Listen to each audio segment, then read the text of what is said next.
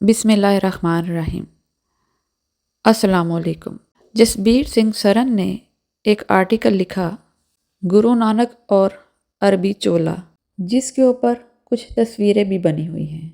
اس کی پینٹنگ دجال یعنی اینٹائی کرائسٹ مرزا غلام احمد قادیانی یا اس کے کسی جاننے والے نے کی ہے۔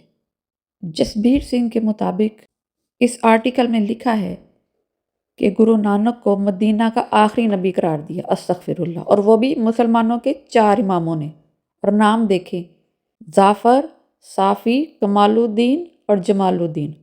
پتہ نہیں کہاں سے یہ نام لے آیا ہے۔ مسلمانوں کے 12 امام ہیں اور ہمارے فقہ کے 4 امام ہیں: امام مالک، امام شافعی، امام ابو حنیفہ اور امام احمد بن حنبل۔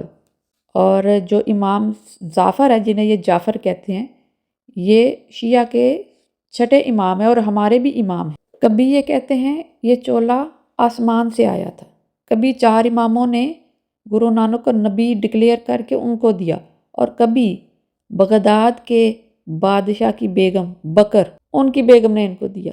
تب تو شاہ اسماعیل صفوی تھا۔